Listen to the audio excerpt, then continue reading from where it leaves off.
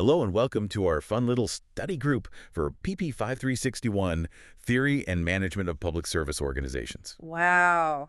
That really rolls right off the tongue, doesn't it? It does. It sounds like the kind of class where you're just trying to, summarize a flowchart and hope for a passing grade. Right. Get through it. But trust me, stick with us, because we are diving into something today that is going to completely change how you look at the people you work with. These are the readings from the required text, Culture Code, The Secrets of Highly Successful Groups by Daniel Coyle. And specifically, we are really zooming in on chapters 7 through 12, which focus on skill 2, share vulnerability. Right. And I have to be honest with you right out of the gate here. When I saw the word vulnerability on a syllabus for a management course, especially one about public service organizations, I kind of groaned.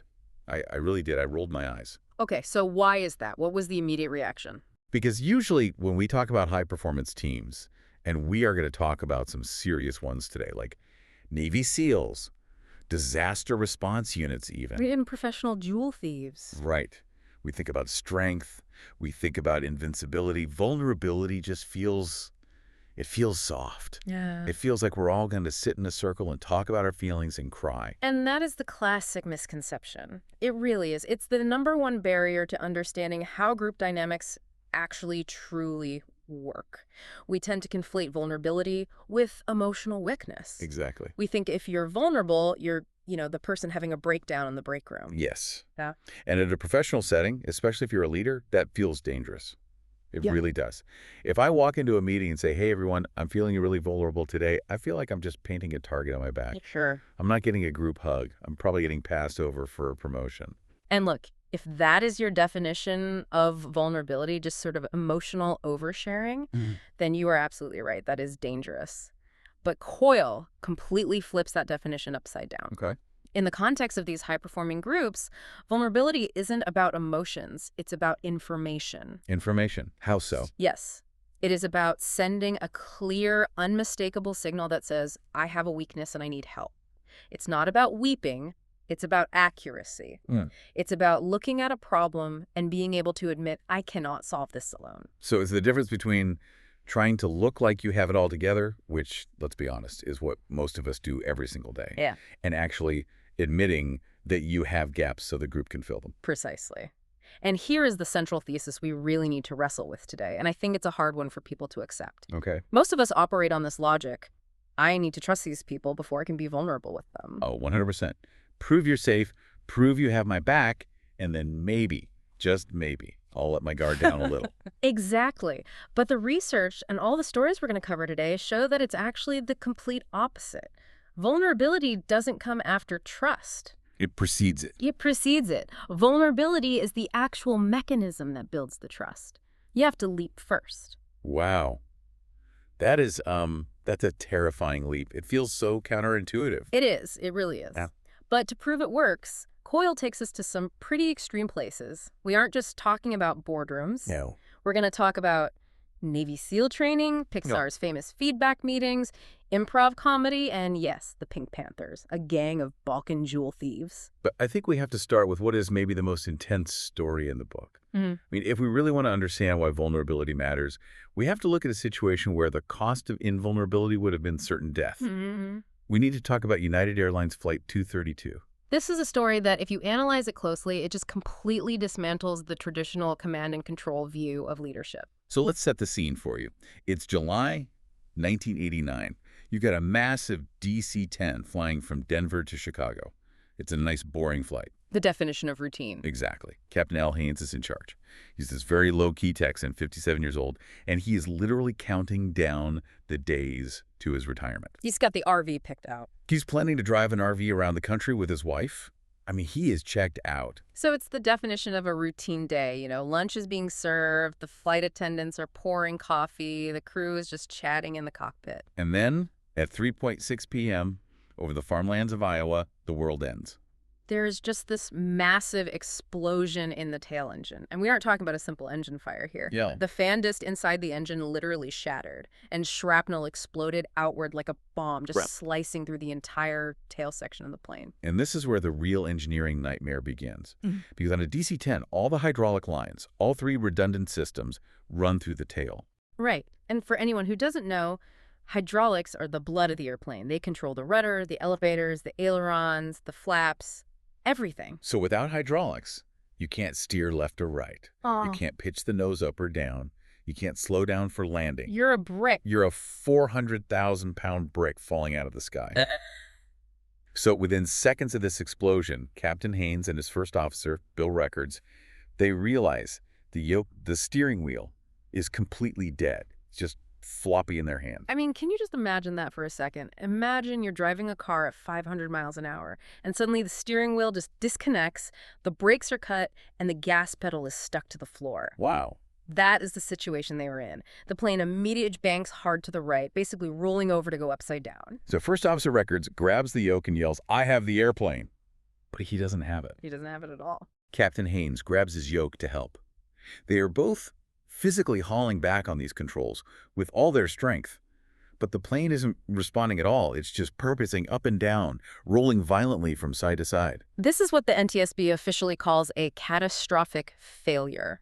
And I want to be really clear about this. This scenario wasn't in any manual. No. Pilots did not train for this because the engineers who built the plane calculated the odds of losing all 3 hydraulic systems at the same time as 1 in a billion. So it was considered impossible. It was assumed that if it happened, it was completely unrecoverable. You were dead. So you have a cockpit full of highly trained experts who are suddenly facing a problem that has no solution. Yeah. And this is where the story introduces a wild card.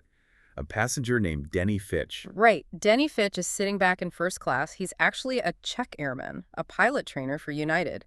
But he's off duty. His coffee has just spilled all over his lap from the explosion. Right. And he signals a flight attendant and he just says, "I'm a simplified pilot trainer.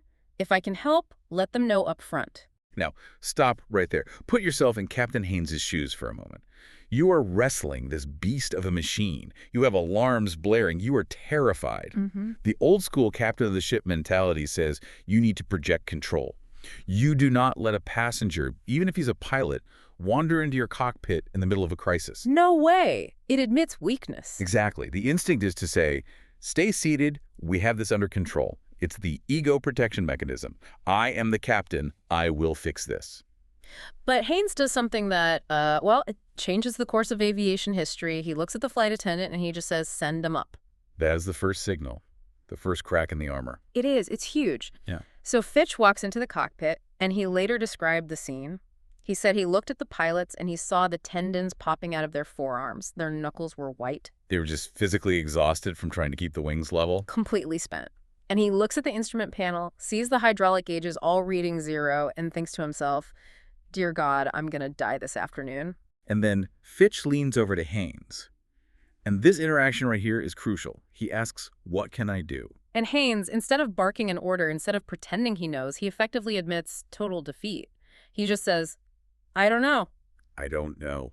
He gestures to the throttles, the gas pedals for the 2 remaining engines, and says he needs help working them because he and the first officer need both hands on the yokes just to stop the plane from flipping over completely. So now you have this new improvised system. Fitch kneels on the floor of the cockpit right between them. He takes control of the throttles, and they slowly realize the only way to steer this thing is by blasting the engines. It's insane. If you want to turn left, you have to blast the right engine. If you want to try and go up, you blast both. But it's incredibly imprecise. It's like, I don't know, it's like trying to steer a car by opening and closing the doors to change the aerodynamics. It requires instant, constant feedback. And this is where Coyle points out the incredible shift in their language. If you listen to the cockpit voice recorder from the crash, the command and control structure just vanishes. It's gone. They stop using standard aviation phrasing. They switch to what Coyle calls notifications. Okay, so let's unpack that term, notifications. Right. In a normal hierarchy, communication is vertical. The captain gives an order. The crew executes the order. The crew confirms the order was executed. It's slow. It's formal. It's designed for clarity, not for speed. But here, they didn't have time, and more importantly, no one knew the answer, so they started just stating facts, just short bursts of data. So things like, "I see this," or "Power picks them up. We're losing altitude." Exactly. A notification isn't a command. It's a humble contribution to the group brain. I like that. A humble contribution. It says, "Here's a piece of the puzzle I see from my vantage point. Do you see it too?" It allows the group to process information so much faster than a top-down command loop. And they were communicating at an insane rate. Something like 60 notifications per minute. It's almost like they became a hive mind. They weren't 3 individual pilots anymore. They were one single brain processing data from 3 sets of eyes and 4 hands. And amidst all this chaos, you have to remember, the plane is still bucking like a bronco. Captain Haynes asks a question that you just do not expect to hear from a pilot in an emergency. What was it? He asks, anybody have any ideas? Wow. That just did that. That gives me chills. Anybody have any ideas? That is the ultimate vulnerability signal. He is admitting, I am empty, my expertise is useless here, I have nothing left. And by doing that, he unlocked the rest of the crew to offer solutions without any fear of overstepping their authority. Of course. If he had acted like she knew what he was doing, the others might have hesitated to speak up. They'd think, well, maybe the captain has a plan I don't see. But by saying, I don't know, he empowered everyone. He made it a team problem. Exactly. So, spoiler alert for those who don't know this incredible story, they managed to bring the plane down in Sioux City, Iowa. Now, it wasn't a pretty landing. Not at all. They had to come in at over 200 miles an hour because they couldn't use the flaps to slow the plane down. The wing clipped the ground, the plane cartwheeled, broke into pieces, and turned into a massive fireball. It was a horrific crash. It looked unsurvivable, but 185 people survived. 185 people walked out of a crash that physics says should have killed every single person on board. And if you think miracle is too strong a word for that, we have to look at the data that came afterward. Yeah. Because the NTSB didn't just investigate this, they tried to replicate it. Right. This is the part of the story that really drives the point home for me. The NTSB put experienced Top Gun flight crews into high-fidelity simulators. They programmed the exact same failure tail cone explosion, total hydraulic loss. They gave them the same amount of time, the same conditions, and they ran the simulation 28 times. 28 separate trials. And how many times did those crews land the plane safely? 0. 0. In 28 trials, every single crew crashed and killed everyone on board. Most of them didn't even make it close to the airport. They spiraled into the ground miles and miles away. That is absolutely terrifying. So the only difference between the simulation and reality wasn't skill. The simulator pilots were top tier. Oh, absolutely. The difference was the dynamic in the cockpit. It had to be. The simulator crews often tried to solve it individually, or they stuck to the formal hierarchy. They couldn't coalesce into that greater intelligence fast enough. Haynes and his crew succeeded not because he was a better pilot, but because his initial admission of vulnerability, help me, allowed them to combine their brains into a kind of supercomputer. So vulnerability isn't soft. In this case, it was the only structural thing that held that plane together long enough to get it to the ground. It was the survival mechanism. It was everything. Okay, so that's an extreme life or death example, but most of us aren't flying crippled DC-10s. Thankfully. Thankfully, we're working in offices or schools or hospitals. So we need to understand the mechanism of how this works in a normal, everyday interaction. And Coyle calls it the vulnerability loop. Right. This concept comes from Dr. Jeff Polzer at Harvard, and what he did was break down that interaction we just saw in the cockpit into a repeatable, predictable loop. It's not magic. It's a social reflex. So walk us through the loop. How does it work? It's basically 4 steps. Step 1, person A sends a signal of vulnerability. That's Captain Haynes saying, anybody have any ideas? Or simply, I don't know. Okay, the first person takes the leap. Step 2, person B detects that signal. The crew hears it and realizes, okay, the captain isn't playing God, he's human. Step 3, person B responds by signaling their own vulnerability. And this is the crucial part. They don't just nod and say, okay, boss. They jump in with their own partial ideas or their own admissions of uncertainty. And step 4. Step 4, a norm is established. Suddenly, the group creates this new unwritten rule. It is safe to be open here. It's safe to not know the answer. We are in this together.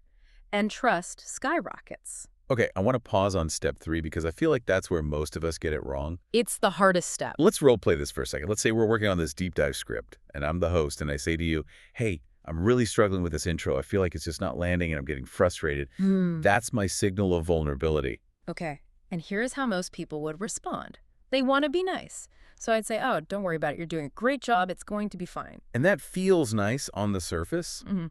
But it actually shuts me down. Exactly. I just blocked the loop. I tried to smooth over your vulnerability instead of meeting it. I left you alone in your feeling of frustration. So what should you have said to complete the loop? I should have said something like, You know what? I was actually worried about that too. I've been staring at this outline for an hour and I can't figure out the right hook either.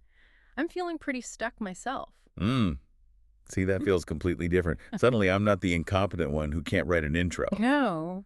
We are now two people facing a hard problem. Clack. The loop closes. Now we're connected. We have moved from what he calls status management, which is just trying to look good, to actual problem solving.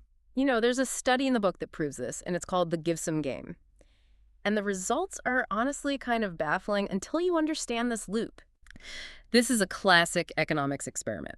You and a total stranger get 4 tokens. Each token is worth $1 to you, but it's worth $2 if you give it to the stranger. So it's a trust fall. A total trust fall. If I give you everything, I could end up with nothing if you don't reciprocate. So the rational, self-protective thing to do is be cautious. Yeah. Maybe give 1 or 2 tokens. Right. But here's the twist they added. In one version of the experiment, right before playing the game, the participants had to do something awful. They had to get up and give a short, impromptu speech to a room of stone-faced, silent judges. Ugh. It was designed to make them feel awkward, anxious, and deeply vulnerable. The classic public speaking nightmare scenario. Yeah. Sweaty palms, shaking voice. Yes. And immediately after that terrible experience, they played the Give Some game. Now, you'd think, okay, I just got beat up emotionally. I'm going to protect myself. I'm going to hoard my tokens. That would absolutely be my instinct. I'm already feeling hurt. I don't want to get hurt again by a stranger. But the complete opposite happened. Cooperation increased by 50%. Wait, 50%? Just because they felt awkward beforehand? Yes. Because feeling vulnerable made them crave connection. It stripped away their invulnerable armor. They were basically signaling, I'm in a low-status position here, and that triggered a cooperative, empathetic reflex in the other players. Wow. And conversely, when they tweaked the experiment to make people feel powerful and invulnerable beforehand, cooperation plummeted. That explains so much about why arrogant leaders really struggle to build effective teams. Power makes you think you don't need anyone. Vulnerability makes you realize you do. And this leads us to one of my favorite stories in the book, because it applies this very concept to a massive scale, the entire internet. Red Balloon Challenge. A red balloon challenge. So I remember this. This was the DARPA challenge back in, 2009? That's right. So DARPA, the military's advanced research arm, hid 10 large red weather balloons at secret locations all over the United States. Parks in San Francisco, on top of roofs in Tennessee, just random spots. And they put out a challenge. The first team to tell us the coordinates of all 10 balloons wins $40,000. And you had these huge teams signing up, tech companies, hackers, university research labs. And almost all of them took the invulnerable approach. They did. They used satellite photography, they wrote botnets to hack into traffic cameras, they treated it like an intelligence operation. We will find the balloons using our superior power. And crucially, they kept all their info secret. Of course. If I tell you where a balloon is, you might beat me to the prize. It was a zero-sum game. Enter the MIT Media Lab team, led by a guy named Riley Crane. Right. And they realized immediately they couldn't win with tech. They didn't have the time or the resources to compete with these huge organizations. They realized this wasn't a search problem, it was a networking problem. So they used what they called a message-in-a-bottle strategy. They did. But the genius was in the math, in the incentive structure. They realized they needed to incentivize people to ask for help, so they put out a message. If we win, we aren't keeping the money. We're giving $2,000 to the person who actually finds the balloon. Okay, that makes sense. A classic bounty hunter-style approach. But here's the recursive genius of it. They also said, we're also giving $1,000 to the person who invited the finder to the search, and $500 to the person who invited them, and $250 to the person who invited them. Oh, that is brilliant. So it's a pyramid scheme for good. They monetize the vulnerability loop. Exactly. In the other team's models, I lose value if I tell you about the search. In MIT's model, I gain value if I tell you about it, because if you find it, I get paid. So I'm incentivized to admit, I can't find this balloon, but maybe someone in my network can. It turned the entire country into a massive referral network. A nervous system. A giant nervous system. When the balloons went up on the day of the challenge, the MIT team found all 10 of them in under 9 hours. The other teams were still, booting up their servers. MIT won because they stopped trying to be powerful and started trying to be connected. That's incredible. Okay, so we've established that vulnerability creates trust, and you can even mathematically incentivize it. Yeah. But how do you train that? How do you build that muscle? Because let's be honest, it's uncomfortable. It is physically uncomfortable, and that brings us to the mud and the cold sand of Coronado. We have to talk about the Navy SEALs. I was so surprised by this section because, I think of SEALs as the ultimate tough guys.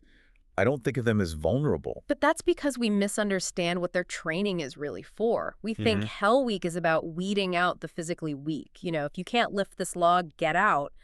But Coyle argues it's actually about creating a very specific chemical reaction between people. So let's talk about log PT, physical training with a log. Log PT is iconic. You have a team of 6 or 7 guys, and they have to carry what is essentially a telephone pole that weighs about 250 pounds. And they have to run with it, do sit-ups with it, press it over their heads. For hours, for days. And here's the physics of it.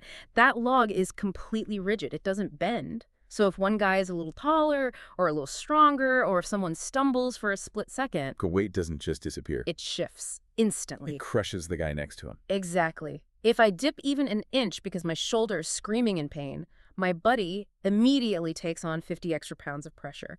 If he dips, I take it. You are physically interconnected in your suffering. So you can't hide your weakness. In a normal gym, if I'm tired, I could just slow down on the treadmill. But here, my failure is immediately felt by your shoulder. My vulnerability becomes your pain. That is the absolute key. Coyle calls these micro-events. Every single second under that log, you are signaling, I'm hurting, I'm slipping, and your teammate is signaling back, I've got you, I'll take more of the weight. It forces a mental shift from how am I doing to how are we doing? It's so interesting because Coyle then compares this to something totally different, which I just loved. Improv comedy. Yes. The Upright Citizens Brigade? The UCB. They have this famous long-form format called the Herald. It's a 40-minute long improv set. No script, just a single suggestion from the audience at the top. And just like the SEALs with their log, it is terrifying. You are standing on a stage with absolutely nothing. And they have a core rule that is very, very similar to the physics of the log. The rule is no jokes. Which sounds completely ridiculous for a comedy troupe. No jokes. But think about what a joke really is in that context. Yeah. A joke is a solo act. A joke says, look at me, aren't I clever? It's an ego move. In a Herald, if you go for the selfish joke, you usually destroy the fragile reality your partner is trying to build. So if I'm on stage and I say, wow, this pizza's really hot, and you say, that's not a pizza, that's molten lava, I can't then say, you're crazy, that makes no sense. No, you have to agree. You have to immediately say, oh, right, lava, delicious lava. You have to surrender your own agenda to support the group's reality. So both the SEALs and the improv comics are practicing the art of abandoning their own ego to save the group. Yes.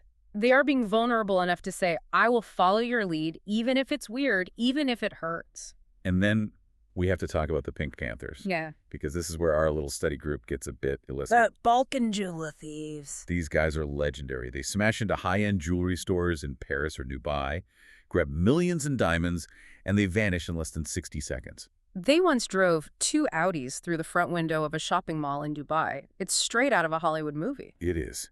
And for a long time, the police thought there had to be a Mr. Big, some criminal mastermind pulling all the strings. Yeah. Because the coordination was so perfect, they just assumed there had to be a boss. But there wasn't one. No. It was a loose network of people, mostly from the Balkans, who had lived through the terrible wars there in the 90s. They had this shared history of survival under extreme pressure. But the key to their trust wasn't just friendship. It was shared risk. Coyle talks about how they actually structured the robberies. They operated like a tech startup. They split the costs of the robbery up front. Everyone invested their own money for the surveillance, the getaway cars, the safe houses. So everyone had skin in the game from the very beginning. Literally. One of them told a reporter, quote, "My one mistake would be their fall. If one person panicked or got greedy or made a wrong turn, everyone went to jail for 20 years. It's like the log, but with prison time. That shared vulnerability, that sense of mutual assured destruction, created a bond so tight that even when they were caught, they almost never ratted on each other. It's a dark example, for sure, but it proves the point. Vulnerability binds people together, whether you're saving lives, making people laugh, or stealing diamonds. It creates a shared fate. I cannot succeed unless you succeed. Okay, let's pivot for a minute. We've talked a lot about the team dynamic. Now let's talk about the leader. Because if vulnerability has to precede trust, someone has to go first. And usually everyone is looking at the boss. And this is where most bosses, I think, fail. They think they need to be the standard of perfection. But we need to look at Dave Cooper from SEAL Team 6. Cooper is such a fascinating character because he's described as, well, not the guy you'd expect. He's not the best shot. He's not the strongest swimmer. He looks like a suburban dad in flip-flops. Exactly. But inside the SEAL community, he's revered. And the question is why? And it's because he solved the problem of authority bias. Authority bias. Explain that. That's our natural human instinct to just shut up and follow the boss, even when we know the boss is wrong. And Cooper learned this the hard way. Oh, the hardest way.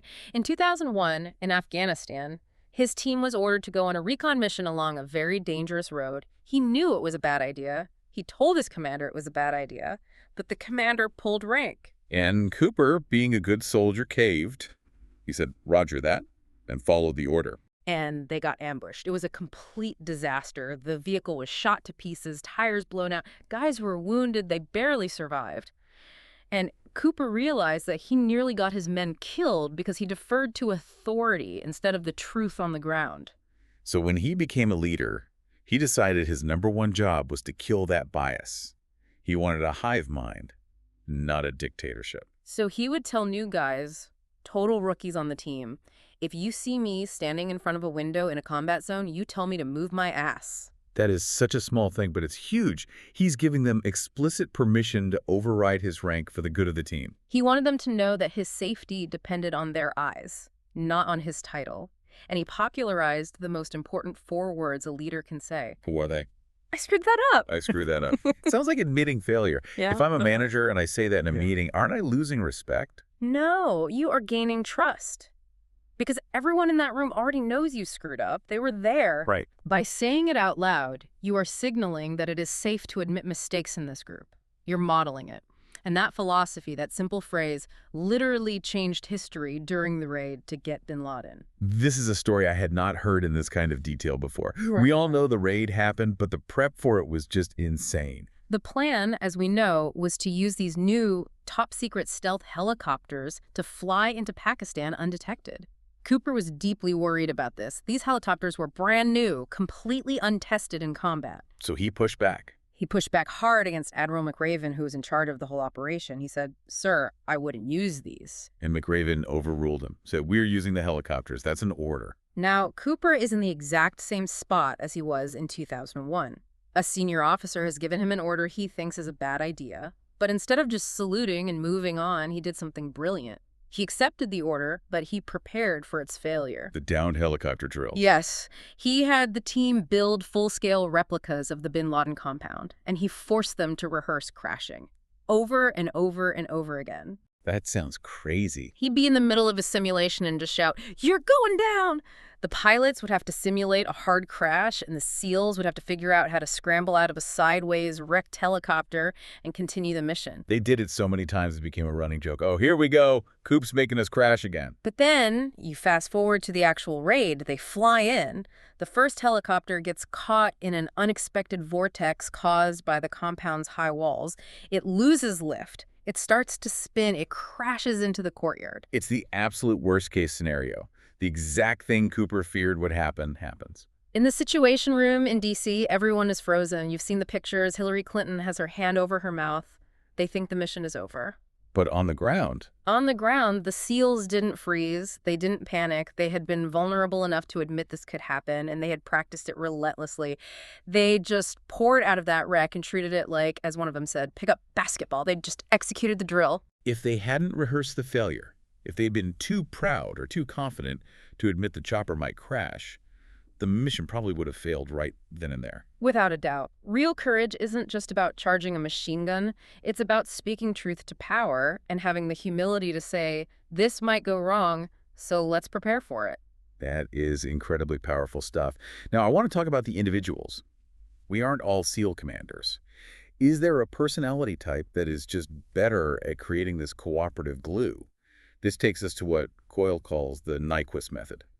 Right. This story comes from Bell Labs in the 1950s, the great invention factory. They invented the transistor, lasers, satellites. They pretty much invented the modern world. And they did a study to find out who their most creative, most productive scientists were. And they expected to find the super geniuses with the highest IQs or the best degrees from the best schools. But that's not what they found. What they found was that the most productive scientists all had one simple habit in common. They all ate lunch with a guy named Harry Nyquist. Harry Nyquist. Was he the CEO? The head of R&D? Nope. He was this quiet, fatherly, very mild-mannered Swedish engineer. He took the ferry to work every day. He was not the star. So why was he the key to everyone else's success? Because he was a human connector. He had this amazing combination of warmth and relentless curiosity. He wouldn't tell people what to do. He would just sit with them, listen deeply to their problems, and say things like, why don't you try this? Or, that reminds me of something the guys over in the laser department are struggling with. He surfaced connections. So he wasn't trying to be the smartest guy in the room. He was trying to be the most interested guy in the room. That's a perfect way to put it. And Coyle finds a modern-day equivalent at IDEO, the famous design firm. Her name is Roshi Gavecci, and her actual job title is Roving Catalyst. I love that title. Roving Catalyst. What does she do? She doesn't fix product designs. She fixes the dynamics between the people on the team. She goes into teams that are stuck or having conflict, and she asks these simple, sometimes a little uncomfortable questions like, I confess, the one thing I'm not so excited about with this project is... I confess. That's a vulnerability trigger right there. You're leading by example. It creates a safe space for others to then say, yeah, actually, I'm really worried about that too. She surfaces the hidden tensions so they can be dealt with openly. And this isn't just soft skills or being nice. There is actual biology behind this kind of active listening. We have to talk about Dr. Karl Marcy and his research on concordance. This is just fascinating neurology. So Marcy hooked people up to sensors that measure their galvanic skin response. That's basically how much your skin is sweating at a microscopic level. And that's a proxy for emotional arousal and brain activity. Exactly. It's a way of measuring the electricity of engagement.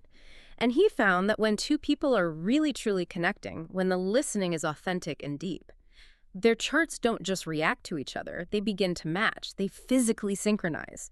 Wow. It's a phenomenon called concordance.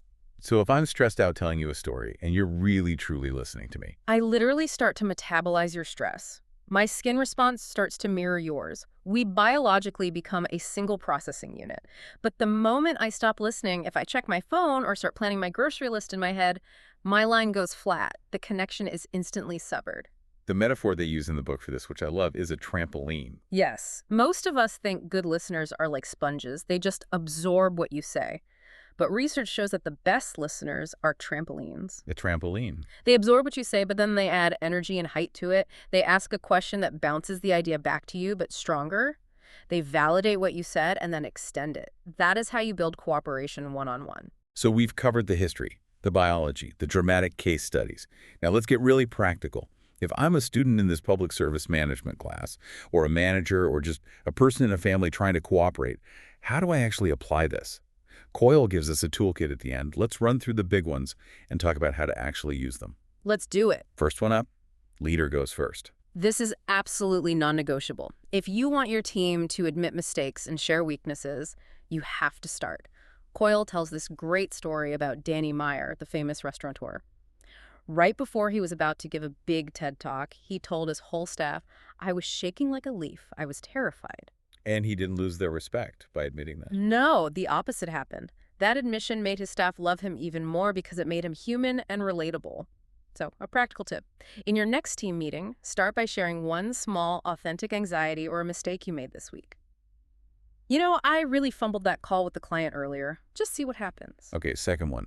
Deliver negative stuff in person. Oh, this is huge in the digital age. Never, ever fire someone or give harsh feedback over email or Slack. It avoids the tension for you, sure, but it completely kills the connection. You have to endure the awkwardness of being face-to-face. There's that great example from Joe Madden, the baseball manager. Yes. He has a rule. If a player screws up badly, that player has to buy a nice bottle of wine, and the two of them have to sit down and drink it together while they talk it out. So the discipline happens with connection. It's not, I am punishing you from afar. It's, we are fixing this problem together. It's brilliant. I love that. Okay, third, focus on two key moments. Yes. The first time someone in your group is vulnerable, and the first time there is a real disagreement, these are the fork-in-the-road moments that define your culture. So if a new employee says, I'm sorry, I don't know how to do this, and I roll my eyes or sigh, the culture is dead. You just taught them to hide their ignorance from you forever. But if you say, thanks for being honest about that, let's figure it out together, you've just started a powerful vulnerability loop. You have to be hyper aware of those first signals. Fourth one, and this one hurts me personally, resist adding value. Oh, it's the hardest one for smart, helpful people. Someone comes to you with an idea and your immediate instinct is to jump in and say, that's great, but you should also do X, Y, and Z. You think you're helping. I'm making the idea better. I'm adding value. But what you're really doing is taking ownership away from them. You're subtly making it your idea now. Sometimes the most powerful thing you can do is just listen and say more about that. Let them own the solution. That's a tough one to practice. Yeah. And finally, AARs and brain trusts. You have to institutionalize the candor.